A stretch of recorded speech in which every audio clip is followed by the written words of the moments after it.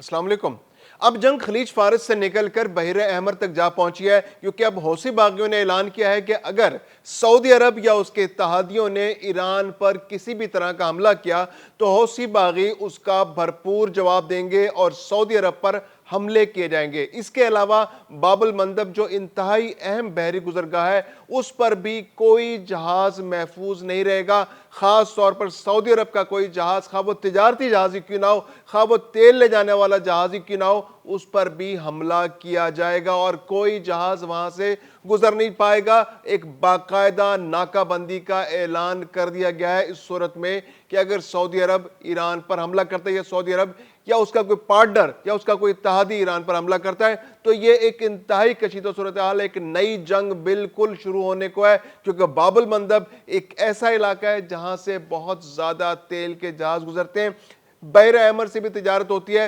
तकरीबन 8 से 9 million barrel जो तेल है वो हर रोज बाबुल मंदब और बहर अहमर से निकलकर दुनिया के मुख्तलिफ मुल्कों तक जाता है। तो ये एक इंतहाई अहम गुजरगाह, तिजारती गुजरगाह, जैसे खलीज फारस और ये स्ट्रेट ऑफ हॉर्मुज है, वहां से जो बहरी जहाज निकलते हैं तकरीबन 20 मिलियन बैरल तेल रोजाना वहां से निकलता है और यहां से तकरीबन 8 से 9 मिलियन बैरल बाबुल मंदब से निकलता है। तो अगर बाबुल मंदब पर नाकाबंदी की जाती है हौसियों की जानिब से, ये सऊदी अरब के लिए और उसके इत्तहादियों के लिए, क्योंकि कतर भी जब अपना तेल यूरोप के लिए भेजता है तो वो पहले खलीज फारस में आबना हरमज से गुजरता है और फिर वहां से गुजरकर बाबुल मंदब के जरिए बहर अहमर में दाखिल होता है और नहर सुएज से फिर वो यूरोप की जानिब सफर करता है। तो ये एक बहुत अहम बंदरगाह है, एक बहरी रास्ता है जिसको कंट्रोल करने की कोशिश की जा रही है। सऊदी अरब ने दूसरी जानिब कहा है कि वो किसी किस्म का दबाव कबूल नहीं करेगा। अगर हौसी बागियों की जानिब से हमला किया गया तो हौसी बागियों को भरपूर जवाब दिया जाएगा और बाबुल मंदब और बहर अहमर में जहाज रानी की आज़ादी को हर सूरत बरकरार रखा जाएगा। इस मामले पर पाकिस्तान की जानिब से भी बड़ा क्लियर कट मैसेज दुनिया को दे दिया गया है, हौसियों को दे दिया गया है कि पाकिस्तान और सऊदी अरब के दरमियान दिफाई इत्तेहाद है। सऊदी अरब पर होने वाला हमला पाकिस्तान पर हमला शुमार किया जाएगा और हौसी बागी अगर सऊदी अरब पर हमला करते हैं तो ये हमला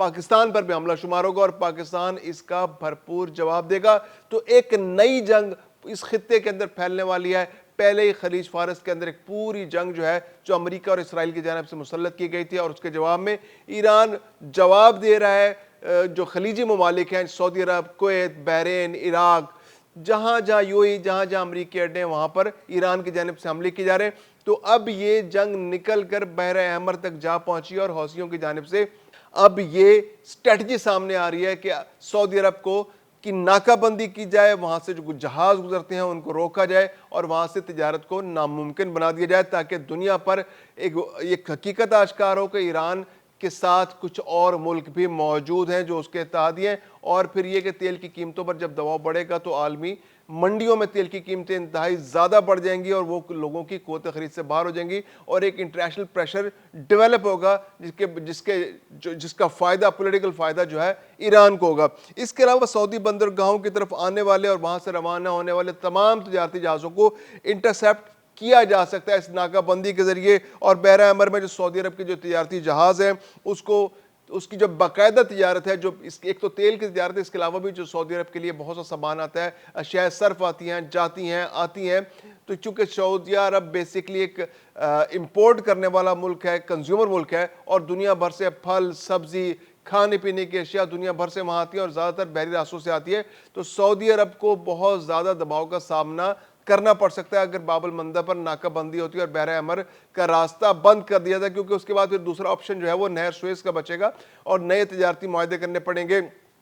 या फिर सऊदी अरब के जो जहाज हैं उनको गुजरने के लिए जो सऊदी अरब के तो जहाज गुजर ही नहीं पाएंगे। इसके अलावा जो खलीजी ममालिक के जो जहाज हैं उनको गुजरने के लिए पूरा अफ्रीका का चक्कर लगाना पड़ेगा अगर वो यूरोप जाना चाहते हैं। तो इससे जो तिजारती सफ़र है उससे 10 से 15 दिन का इजाफा हो जाएगा और तेल के अखराजात भी बढ़ जाएंगे। और जो सबसे बड़ा इशू सामने आ रहा है वो ये है कि जो जहाज़ों की इंश्योरेंस थी उसका रेट बहुत ज़्यादा बढ़ने जा रहा है, क्योंकि अब खतरात बढ़े, پہلے گلف کے اندر خطرات تھے، اس کی وجہ سے جو انشورنس کے اخراجات تھے بہت زیادہ بڑھ گئے تھے، اور اب باب المندب پر جو حوثی باغی جو ہے جنگ شروع کرنے جا رہے ہیں، تو اس کی وجہ سے بھی انشورنس کمپنیاں جو ہیں وہ پریشان ہیں، اور انہوں نے جہازوں کی جو تجارتی جہاز ہے، جو تیل کے جہاز ہیں، ان کے انشورنس کے ریٹس کو بڑھا دیا ہے۔ اب ہم ذکر کر لیتے ہیں حوثی باغیوں کے کہ ان کی کتنی صلاحیت موجود ہے۔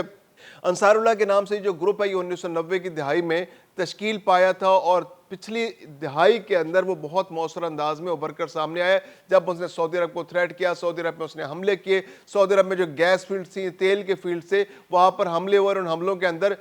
ایک وقت تو ایسا آیا ہے کہ جب تیل کی جو پروڈکشن تھی وہ سعودی عرب کی آدھی رہ گئی تھی۔ 2019 میں ایسا ہوا تھا، 2014-15 کے اندر سعودی عرب نے اس کے خلاف اتحاد بنایا، اور اس اتحاد کے نتیجے میں بہت زیادہ جوابی کارروائیاں کی۔ جب بھی حوثی حملہ کرتے تو اس کے جواب میں سعودی عرب حملہ کرتا تھا، اور جتنا نقصان ہوتا تھا وہ سعودی حوثیوں کو پہنچایا جاتا تھا۔ 35% آبادی ہے جو حوثی باغیوں کے کنٹرول میں ہے، 35% علاقہ حوثی باغیوں کے کنٹرول میں، اور اس میں تقریباً 65% آبادی رہتی ہے اس 30 سے 35% علاقے کے اندر۔ وہ بہت امپورٹنٹ علاقہ ہے، سنا جو وہاں کا دارالحکومت ہے وہاں پر اس کا قبضہ ہے حوثی باغیوں کا، اور اس کے آس پاس کے جو علاقے ہیں ان پر اس کا کنٹرول ہے۔ تو 30 سے 35% علاقے پر حوثی باغیوں کا کنٹرول ہے، اور اس 30 سے 35% کے اندر یمن کی تقریباً 60 سے 65% آبادی رہتی ہے۔ تو ایک بہت مؤثر کنٹرول جو ہے حوثی باغیوں کا اس علاقے پر ہے۔ پھر ان کے پاس جدید ترین اسلحہ موجود ہے، ان کے پاس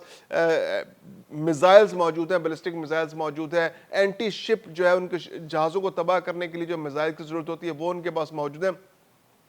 ان کے پاس چھوٹی کشتیاں موجود ہیں، ان کے پاس راکٹ موجود ہیں، ان کے پاس ایسے ہتھیار موجود ہیں جن کے ذریعے بحری تجارت کو متاثر کیا جا سکتا ہے۔ اس سے پہلے بھی 2023 کے اندر انہوں نے بہت زیادہ حملے کیے تھے اور بحری تجارت کو متاثر کر دیا تھا، مختلف انٹرنیشنل جہازوں کو نشانہ بنایا گیا تھا، اور اب بھی گزشتہ کچھ عرصے سے انٹرنیشنل جہازوں کو، تجارتی جہازوں کو نشانہ بنایا جا رہا ہے۔ 2014-15 کے اندر بہت زیادہ یہ خطرہ بڑھا تھا، 2019 کے اندر بہت شدید حملہ سعودی عرب پر کیا گیا تھا۔ پہلے تو سعودی عرب کی پالیسی یہ تھی کہ سعودی عرب جو ہے فل فلیج جوابی کارروائی کیا کرتا تھا، اس جوابی کارروائی کے لیے پھر ایک بہت بڑی فوج بھی تشکیل دی گئی تھی جس میں تمام عرب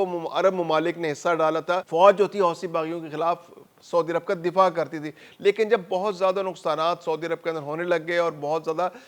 گیس فیلڈز کو جب نشانہ بنایا جانے لگا، تیل کے